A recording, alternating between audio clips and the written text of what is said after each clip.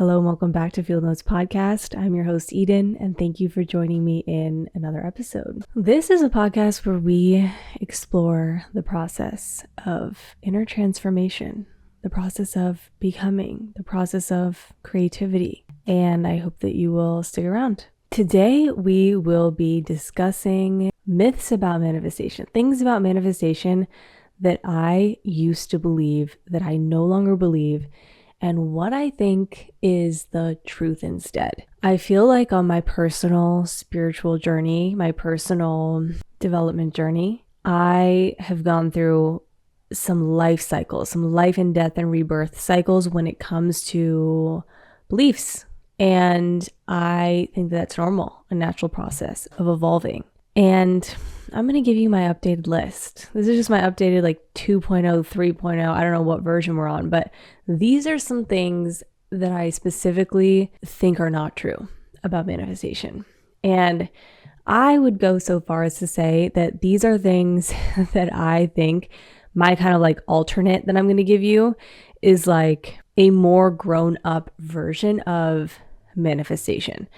And when I talk about manifestation, I'm not talking about putting a mood board on your altar and saying affirmations every day. I'm really talking about the process of something going from being immaterial to a seed, to taking root, to growing, to developing so much that it becomes a whole new entity or a whole new way of being, and eventually results in a changed, a transformed material output. Not always material, but I think that is kind of what we're talking about when we're talking about manifesting, because it's something that's being made manifest. Even if it's a way of being, it's still becoming manifested into your body, into your cells, into your neural pathways. So that's how I think about manifestation.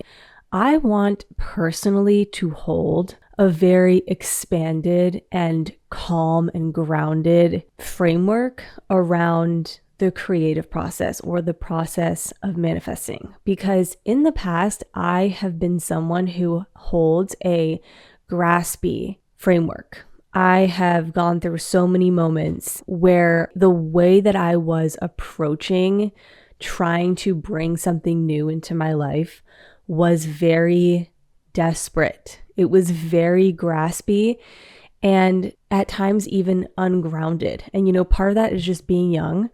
And so what I am aiming to do here on this podcast and in this episode is to offer you perspectives that actually feel like they can hold water. Perspectives that feel like a grounded place for you to land, a firm foundation for you to build on, so that whatever it is you're trying to bring forward, it's all rooting from a place of inner wholeness and stability and having a relationship with something greater than you or outside of you, something beyond just the material realm. And so that is my intention with sharing this with you today. So let's get into it. First thing about manifestation I used to believe that I simply no longer do is causality. This idea that doing X made Y happen. This is such an area of nuance, and everything we're talking about today is full of nuance, because the process of creating something new, of navigating the subtle energetic realms, the psychological realms of this human experience is nuanced. And so that goes for everything we're going to talk about today. Now, causality. Where does this idea go wrong and where does it go right? I feel like this goes wrong when people draw a causal link between I finally reached out to this person, or I did something on my to-do list. I made a phone call that I've been meaning to do and I've been putting off for a long time because I've been scared to do it. Or I had a conversation I've been scared to have. And then the next day, I was in line at the cafe and I got a free coffee. Or then the next day, I booked a new client in my business. Or then the next day, this guy who I made eye contact with at a party last week reached out to me. It must have been because I finally did this one thing. Now, where does this go wrong? I feel like this goes wrong because it encourages superstition and it encourages a linear way of thinking where we literally think that one small action we do is causing something else to come into fruition. This is not how macro manifestation works, in my opinion, or the enduring, sustainable process of creativity works. There is not one small action that can make or break your progress in your journey. And I think that when we believe in causality, we put too much weight on these small things, and it can make us go a little bit neurotic in thinking that one action, one misstep, one wrong phone call, one reaching out to an ex, one brownie, one too many brownies is going to make us fail in the eyes of the universe or something like that. Or on the flip side, again, we're putting too much weight on it, like I've talked about, instead of paying attention to the slow and steady action that we need to be focusing on in order to build something in our lives. Instead of focusing on that very important work, we can tend to focus on these small things, and they're the wrong things. And that can pull us into this tempting way of relating to the universe or to God or to whatever it might be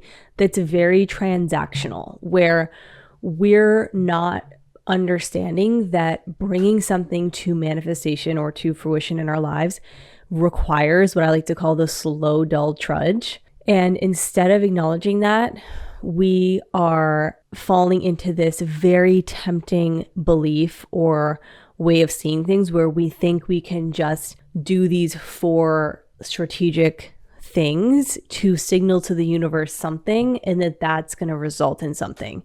It's a very bypassy way of approaching things. I think in that same vein, it can encourage becoming overly attached to outcomes, because when we start buying into this like kind of causality of like, oh, I have the conversation with my boss so that I will get this thing, it's so easy to fall into that mindset where we're only doing things in order to get something. We're not focusing on the meaning behind the action. We're not focusing on the internal rewards that we are trying to cultivate by doing an action. We're not focusing on the real purpose behind what we're doing, which usually that works a lot better when that is coming from like an internal why or something that you would be doing this thing no matter what the outcome is going to be. And I think that this kind of causal thing can be very misleading. Instead of thinking in terms of this more reductionist causality where you're only focusing on these like really specific selected action steps, you're not focusing on who you are. You're not focusing on living in alignment with your values. You're focusing and thinking from a perspective of what can I do to get what I want out of this life? Instead of that, I think it's more helpful to think in terms of an end goal or an end outcome or an end creation being the result of many small acts, and thinking about it in a more zoomed out way to where we're not trying to like play cards and get lucky. We are just taking consistent action in the direction of the person that you're wanting to be, not because you're hoping that on every third action, something is going to get unlocked, but because when you take consistent action towards the person that you want to be, you are rewiring your body and your brain and your nervous system to become that person over time. You're doing the slow, dull trudge work that is going to naturally result in so many things that are to your benefit over the long term. When you clarify what it is that you're trying to bring into your life in terms of your values and in terms of how you want to feel and in terms of the kind of person that you want to be, you don't need to worry about every single possible misstep here and there, because on a whole, you know that you are moving towards that. You are building neural networks that you don't even realize that you're building because it is invisible work, that one day you are going to hit a critical mass and be pleasantly surprised by what you have achieved. Yes, those individual moments when you face your fears and you really do those big things, those are important, but we should look at those things as more significant opportunities for growth, not causal points where if we play our cards right in those moments, it's going to lead to an outcome. It will lead to an outcome when you just consistently take action over time in alignment with your values and beliefs towards the thing that you are wanting to bring forward. Okay, next up, controlling the timeline of your manifestation. Now, I didn't used to believe that I could control the timeline, but actually I think I may have. I, at the very least, tried to control the timing. And the problem with trying to control the timing is that when you are trying to control the timeline, you are preventing yourself from entering into a state of surrender and acceptance. And surrender and acceptance are actually the states of being that are the most harmonized with the inner and the outer, with the universe or with God or with life itself. So when you are rushing or when you feel urgent, you are actually blocking yourself from getting into the flow. You're blocking yourself from getting into the generous stream of abundance, as I like to call it. Term copyrighted by Garcia and Natalie Morales, 2017. You are preventing yourself from getting into the generous stream of abundance. But on the flip side, this is such an unlock because when you release the timeline of your manifestation, you assume a surrendered posture, which actually allows you to open to the rhythm of life. It also allows you to tap into and have a relationship with your unconscious. When we're in this state of trying to control the timeline, it is all conscious mind. It is all our ego. It is all the part of our mind that's trying to grip and control. That is such a small percentage of our life force. And by releasing that, you can tap into this full generative river that has so much more power available. That is the source that the most powerful, enduring creations or manifestations come from. So if we're not in relationship to that unknown force, we're not in relationship to our own personal unconscious, we're not in relationship to a higher power, we're not in relationship to the Tao, whatever it may be that you want to conceptualize it as, if you're trying to do it all in this clenched fist way, you are quite literally blocking off the life force of creativity from flowing through you. Okay, next myth/manifestation misconception. Thing about manifestation I used to believe that I don't believe. This one is approaching manifesting solely from the perspective of my life is about me manifesting my desires. We really have to examine this. If you are a creative person, if you are a spiritual person, if you're approaching your life's work from a place of solely my entire goal, my MO, is to manifest what I desire, you are missing out on 3/4 of the human experience. The human life is not about manifesting your desires, especially not from a conscious place. Again, nuance. Yes, we carry desires which generate the energy for life inside of us. They give us the energy to pursue goals, to seek relationships, to seek livelihood, to seek resources, and all that is important, yes.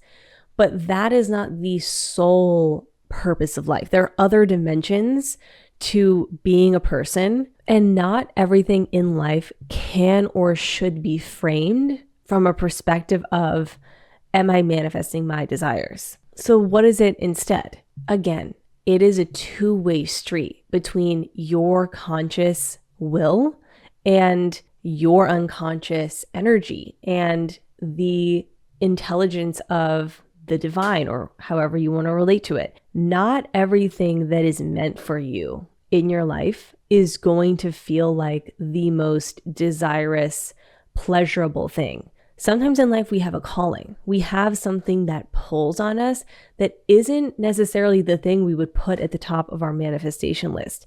But there is a force that is moving towards that thing. And it's not about just what you consciously want in that moment.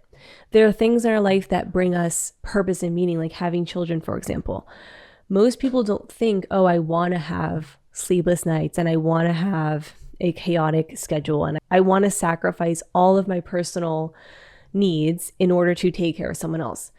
But there's a calling. There's just something in us. It's like, I have to do this thing. So I say this to say, the things that drive us creatively in life are complicated. They contain good and bad.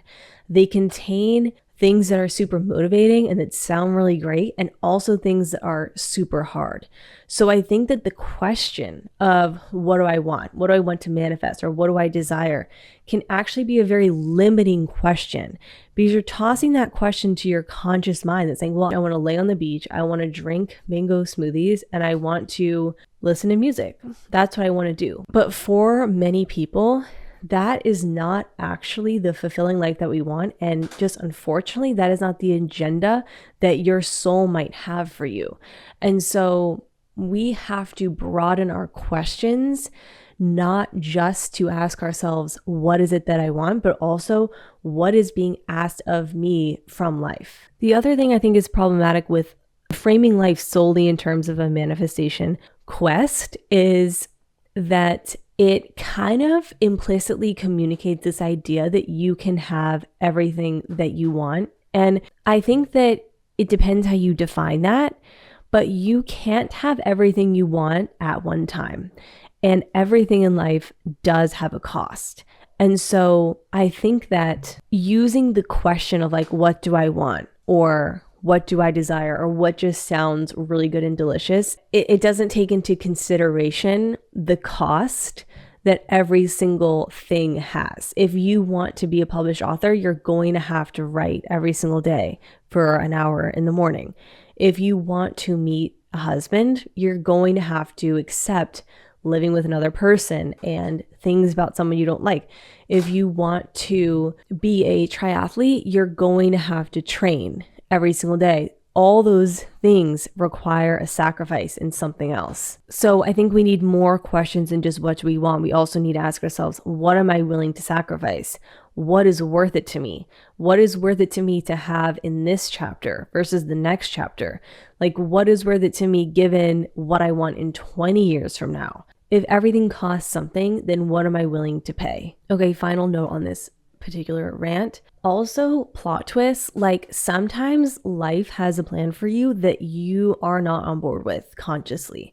Sometimes life, your unconscious, the divine, the powers that be, has a curriculum, they have a plan, they have a calling for you that you may not consciously be on board with, or it may take you a lot of time to get on board with it. This is why we can't solely navigate from a place of what do I want, because again, it's like, well, I want to watch YouTube videos and eat Justin's peanut butter cups, but it's like life hopefully has other plans for me than that. Okay, this is getting a bit long, so we are going to make this 2 parts. So we're going to close it there. Thank you for listening to this episode. One other thing I wanted to let you know about is that I do offer one-on-one sessions. If you are moving through something in your life, you are moving through a healing process, you are moving through a transition, a point of uncertainty, or moving through a big decision, and you feel like you would benefit from support, I would love to support you. These coaching sessions are a place for you. They are a place for whatever it might be that you are needing. They're a place to be witnessed, to gain insight, to be held in a compassionate, open space. And they're a place to bring light to that which is seeking to be seen and shifted. So if you want to learn more, check out the link in the description below. Thank you so much for tuning in, and I will talk to you soon.